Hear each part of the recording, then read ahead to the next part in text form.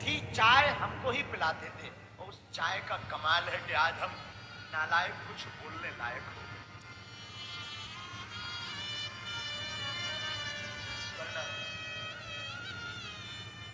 इतना दिया सरकार ने मुझको जितनी मेरी औकात, इतना दिया सरकार ने मुझको जितनी मेरी औकात नहीं। ये तो गर्म है उसका वरना मुझमें कोई ऐसी बात नहीं। हमारे जीवन में एक घटना घटती है यहीं पर। एक तार लोहे का लग जाता है हमारे पैर में, बहुत पहले बचपन में।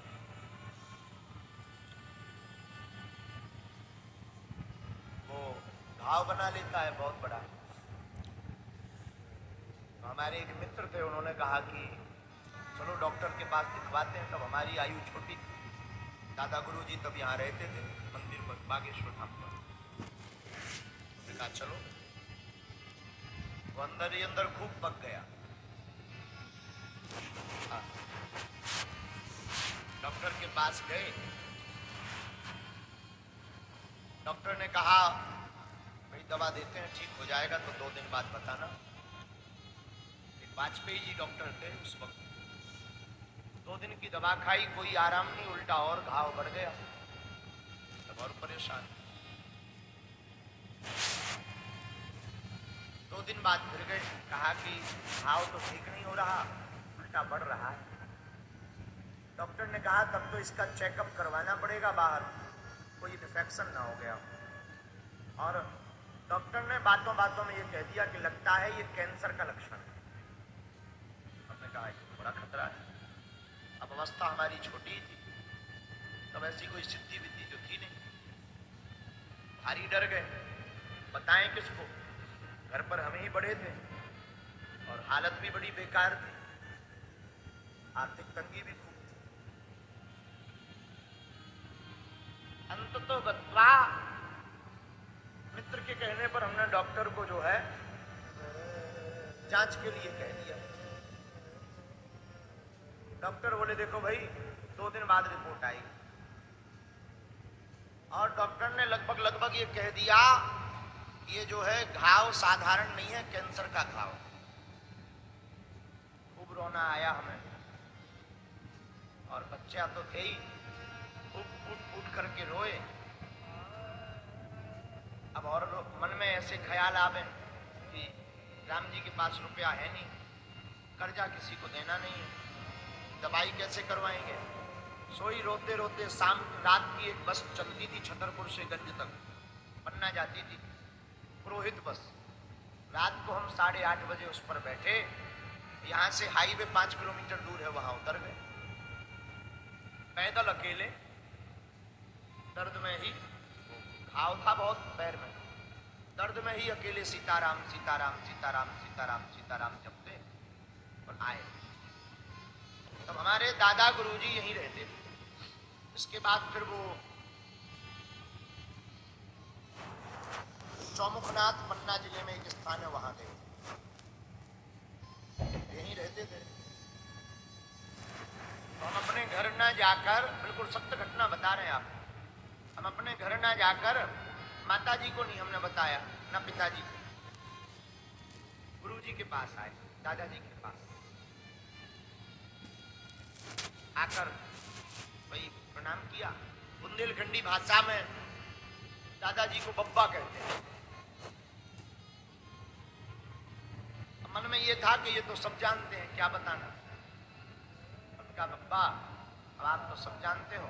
इतना कह के अनायास हमारी फिर आंखें भर आई। फिर से रोना आ गया, खूब जोर से, फूट फूट करके रोना आ गया। गुरु तो गुरु होता है। उन्होंने कुछ कहा, सिर पर हाथ रखा, बोले चिंता मत करो, बागेश्वर नाथ है। डॉक्टर ने दवा तो दी थी, पर डॉक्टर ने ये कहा था कि सुनो भाई, पानी बानी नहाना नहीं आप पंडित जी।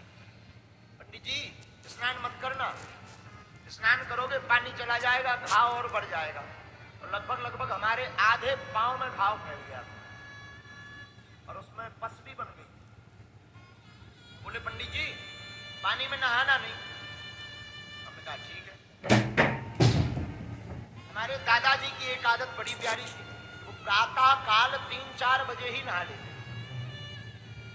इसके मध्य में सुबह सुबह स्नान करने गए, हम भी गए बर्तन लेकर। अब किस्मत कई बार बड़ी विचित्र होती है। हम सोचे कछु और है, हरि सोचे कछु और। हम सोचे कछु और है, गुरु सोचे कछु और। तो हम तो खूब बचते रहे कि पानी का छींटा ना पड़ जाए। हमें तो नहाना नहीं। गुरुदेव तो नहाते रहे, लेकिन उन्होंने अपना वस्त्र गीला, रात का अंधेरा था, लाइट वाइट तो थी नहीं। रात के अंधेरे में वो गीला कपड़ा फेंक के मारा और वो घाव पे ही लगा। हमने कहा लो अब हो गया काम।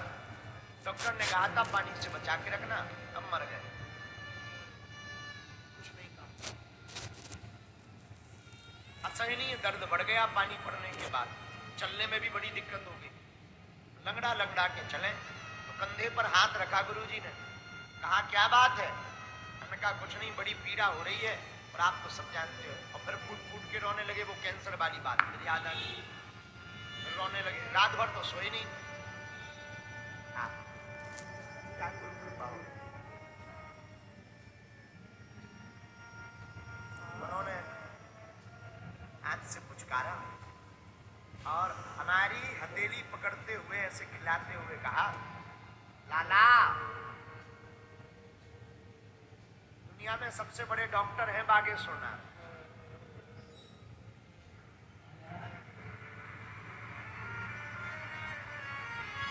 बस ये शब्द हमें आज भी कानों में हमारे गूंजते हैं। कुछ नहीं बोले, बस गुरु कृपा बोलने से नहीं होती है, गुरु की तो दृष्टि कमाल कर जाती है साहब। गुरु की तो नजर पड़ी और घटना घटी। गुरु की नजर पड़ती है और घटना घट जाती है। सुबह हुई, प्रातः काल, नींद तो आई नहीं। शाम को हम फिर डॉक्टर के पास पहुंच गए कि पानी भी पड़ गया, आज जांच आ जाएगी, जांच में पता करते हैं क्या आया है। तो डॉक्टर के पास गए, पूछा कि भाई जो है क्या है। उन्होंने कहा कि रिपोर्ट तो आई नहीं है, कल आएगी, लेकिन जो जांच जिनको भेजी है उन्होंने भी यही संकेत दिया और आप तैयारी करो जल्दी, अगर पैर कटने से नहीं बचे, पैर नहीं कटवाना है। अब और डर लग गया। फिर भागे भागे आए, गुरुजी को बात बताई, लेकिन वो काम तो हो चुका था। रात को ही जब उन्होंने कपड़ा फेंक के मारा था तब काम हो चुका था और खबर ही नहीं। उस दिन पर जब आए तो बड़ी नींद आई तो सो गए।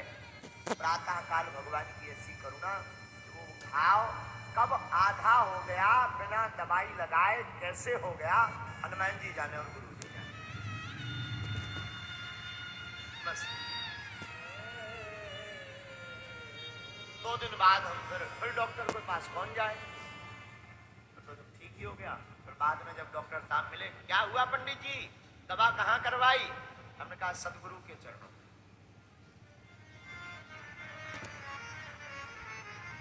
बस काम हो गया। साधु जी, इस घटना को हम कल याद कर रहे थे, हम सोच रहे थे शायद गुरु कृपा न हुई होती।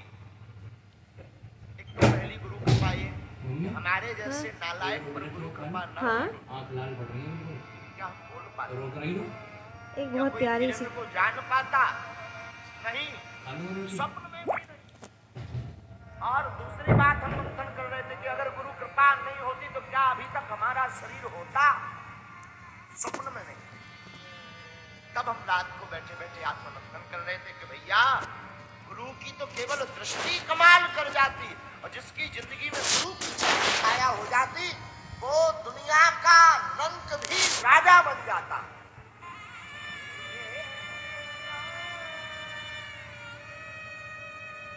दुनिया का सर्वश्रेष्ठ गुरु रंक को भी राजा बनाने की क्षमता रखता, रंक को भी राजा। इसलिए मेरे माई बाप कोई हमसे पूछे गुरु कौन बढ़िया है, तो गुरु पूर्णिमा महोत्सव पर हमें तो केवल और केवल अपने इष्ट हनुमान जी जैसा सदगुरु कोई दूसरा नजर नहीं।